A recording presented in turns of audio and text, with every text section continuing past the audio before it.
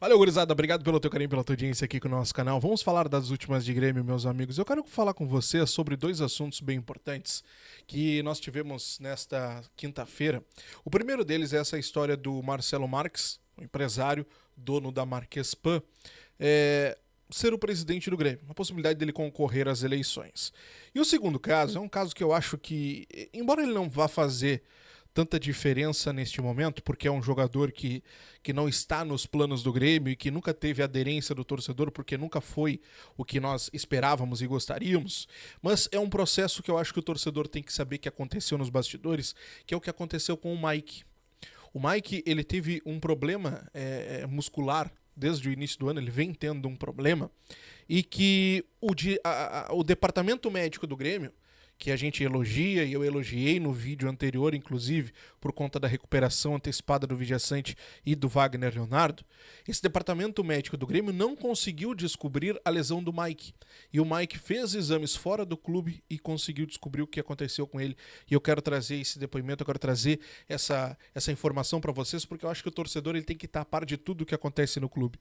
A gente muitas vezes dá opinião, mas a gente não tem detalhes. E aqui a gente teve um detalhe importante nessa história, e eu acho que o torcedor tem que estar ciente disso tudo, e eu vou te explicar direitinho essa informação e a gente vai conversar sobre isso. Eu quero começar falando sobre essa história do Marcelo Marques concorrer à eleição para a presidência do Grêmio. Bom, nós estamos numa situação bem complicada, né? Todo mundo sabe, mas é ano eleitoral e essas coisas a gente já começa a conversar e começa a colocar, porque a partir de agora muitas versões vão começar a surgir, já estão surgindo, já surgiram desde a época do Soares, e a gente já falou muito sobre isso aqui, e já começa a se desenhar, né, candidatos. Paulo Calef, Denis Abrão, Antônio Dutra Júnior era um dos candidatos que se esperava para a próxima eleição. O presidente Alberto Guerra está fora do páreo. Ele não quer, tá? Ele não quer mais. Não se sabe quem vem pela chapa dele, mas fato é que o Guerra, felizmente ou infelizmente, para quem gosta, enfim, ele não vem como candidato. Mas o que repercutiu muito foi a informação do Diogo Rossi, no início dessa quinta-feira, de que o Marcelo Marques, empresário, dono da Marquespan, uma empresa, né, respeitadíssima no estado, patrocina o Grêmio, patrocina também o rival, e o Marcelo Marques teria recebido um pedido, recebeu um convite, na verdade, para ser candidato na chapa do Antônio Dutra Júnior. Bom, Marcelo Marques, ele aceitou esse pedido. Importante que se diga, não há nada oficial. O Marcelo Marques, ele confirma o convite, aliás, estou com um pedido na cabeça, convite. Ele confirma o convite, mas ainda não bateu o martelo. Nesse momento, o que pega para ele? Principalmente é a questão empresarial. Ele é um dos diretores, né, dono da Marquespan. Então ele tem a sua rotina diária como empresário, ele tem as suas responsabilidades como empresário. Mas tirando essa parte do convite ao Marcelo Marques, eu acho que o torcedor tem que estar muito atento, porque agora vão se criar muitas narrativas. Entre elas, a que eu coloquei na thumb. Comparar a Marquespan com a Crefisa, né? O que a Leila Pereira fez no Palmeiras com o que o Marcelo Marques poderia fazer no Grêmio, por ser o dono da Marquespan. O Diogo tá dizendo que ele não pode investir no Grêmio, que ele não pode emprestar dinheiro, que ele não pode trazer o Soares de novo, já que ele foi um dos caras que pagou o salário do Soares. Importante que se diga isso e se dê o crédito, né? Porque o empresário que ajuda o Grêmio e que ama o Grêmio, a gente tem sempre que reverenciar porque faz o bem ao Grêmio, né? E o Marcelo Marques foi um desses caras. Então o Diogo, tu tá dizendo que ele não pode fazer isso? Ele pode. Ele pode, não tem problema nenhum. Eu acho até que deve. Se ele tiver condições e ele achar que pode, e o Grêmio, se for tudo dentro das quatro linhas, como eu costumo dizer, cara, eu acho que deve e acho maravilhoso. Tudo que for bom pro Grêmio é óbvio que a gente vai aplaudir. Mas eu acho que é um momento que a gente precisa também ver planejamento, plano de governo. A mesma coisa que a gente vê pro nosso social, pro nosso dia a dia, a política do nosso dia a dia, a gente tem que colocar no clube. A gente não pode se enganar. Como eu vejo muitas narrativas. Não, eu vou votar no Calef porque o Calef foi o cara que trouxe o Soares. Só que agora vai nascer outra narrativa. Não, eu vou votar no Marcelo Marques porque ele foi o cara que pagou o salário do Soares. Ah, eu vou votar no Denis Abraão porque o Denis Abraão é o cara do cabelo no peito, é isso e aquilo. Não, gente, não. É um momento de decisão. O que nós vimos lá em 2022, finalzinho de 2022, que quando houve a última eleição do Grêmio, foi muito provavelmente uma votação porque o Guerra estava contratando o Soares e o restante do plano Guerra, o restante da governança do Guerra, a gente viu. O resultado está em campo. Então é um momento de escolha. É um momento que a gente precisa estar atento. Não se enganar com narrativas, não se enganar com falsas promessas. Eu não estou dizendo que são falsas promessas que os candidatos até agora, ou possíveis candidatos, estão fazendo. Mas é um momento que nós precisamos ter muita atenção. Quem quer realmente o bem do Grêmio, e eu acredito que todos queiram, senão não se lançariam a presidente, mas quem realmente tem um plano de governo, quem realmente tem um plano sólido e que tem condições de pôr em prática. Muitas vezes existem e já existiram planos que, na teoria, é maravilhoso, mas para colocar em prática é praticamente impossível, ou porque não tem verbo suficiente, ou porque esbarra muitas vezes ali nas políticas do clube. Então é muito bonito tudo na teoria, mas e na prática? Como é que tu vai colocar isso em prática? Então é muito importante. Estejam atentos e vamos pensar no Grêmio. No Grêmio. Esse é o mais importante.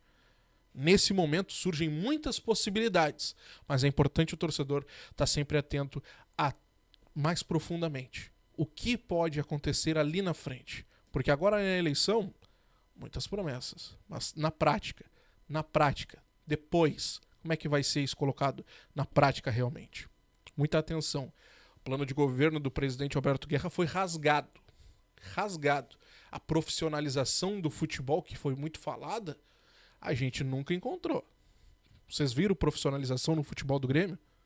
A gente nunca encontrou. A gente viu o Luiz Wagner Vivian, que veio pra cá fazer um estágio e nunca foi o cara que realmente deveria ser, né? A gente viu o Antônio Brum, que nunca tinha sido um dirigente. O próprio Calef. Nunca tinha sido um cara de futebol. Isso é profissionalização? Na época da eleição, Guerra nos vendeu até o Rodrigo Caetano. Não, porque estamos conversando com o Rodrigo Caetano. Vocês lembram? Rodrigo Caetano na época no Atlético Mineiro? Aconteceu realmente? Então, vamos se ligar. Gente, quero avançar com vocês para nós falarmos sobre outra situação importante aqui que eu acho que não pode passar. Que é justamente sobre essa história da profissionalização. Acaba englobando isso aqui. Vocês vão lembrar do Mike. Muita gente já esqueceu do Mike, né? Muita gente já esqueceu. Mas o Mike ainda é jogador do Grêmio. Chegou lá no início do ano passado para ser aquele cara que iria brigar pela titularidade com o Reinaldo. Nunca conseguiu colocar isso, né, realmente. Sempre foi um mistério. O Grêmio pagou uma Babilônia de dinheiro ali pro Guarani para trazer o jogador para cá.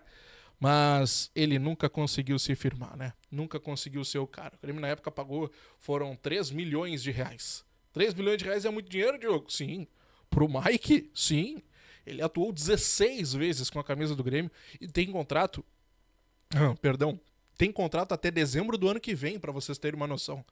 Então é muito dinheiro, porque não é só o que o Grêmio pagou ao Guarani, é o quanto o Grêmio ainda vai pagar de salário e já pagou, né? Mas para entender melhor essa história do Mike, lá no dia 26 de janeiro desse ano, ele saiu de campo lesionado contra o Caxias, na época. Uma goleada do Caxias por 4-0, tal. A gente foi lá, no Caxias, né, por 4-0. Então tá, ele sai daquele jogo lesionado. Depois, ele passa por exames, tem uma lesão grau 1. Foi no músculo posterior da coxa direita. Eu anotei aqui direitinho para não me perder nessa sequência. Ele tem uma lesão grau 1. Ele volta, né, para jogar o Clássico Grenal, mas naquela semana ele tem um desconforto.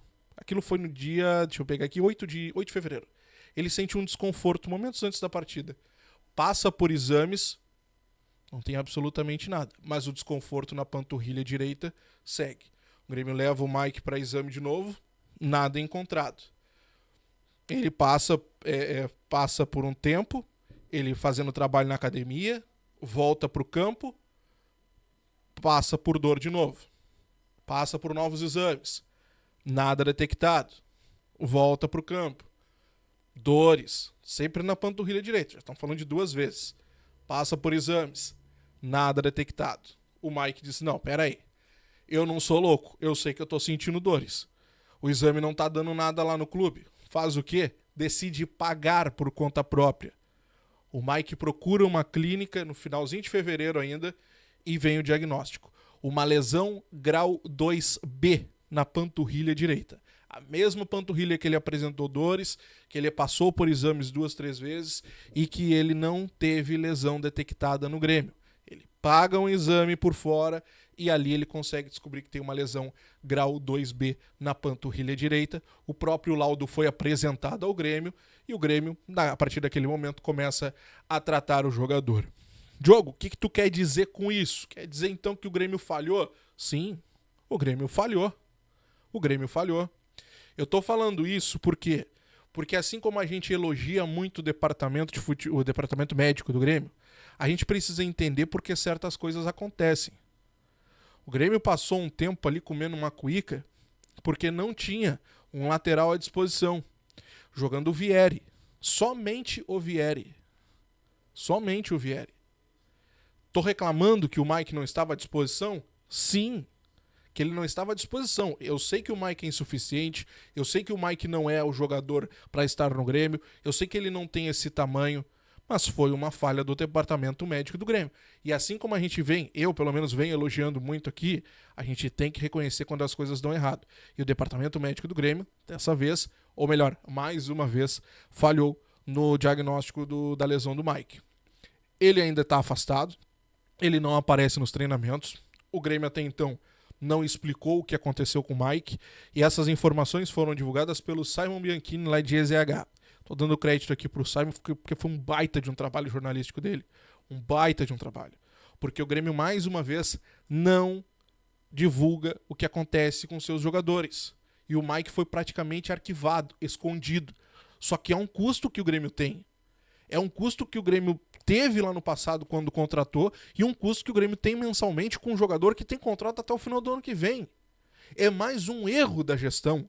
É mais um daqueles jogadores que o Grêmio investiu, que o Grêmio pagou, que o Grêmio está pagando mês a mês, mas que simplesmente vamos esconder ele aqui para ninguém saber que ele existe ainda. E é mais um dos jogadores que, só inflam a nossa folha salarial e explicam muito do atual momento do Grêmio. Com uma folha de 17 milhões e meio, esses dias os caras me corrigiram, sabia? Ah, não! O Grêmio não tem uma folha de 18 milhões, Diogo, é 17 milhões e meio, tá passando informação errada. Beleza, 17 milhões e meio tá a folha do Grêmio. É baixa ainda, é baixa, né? Diminuiu 500 mil. Então, 17 milhões e meio.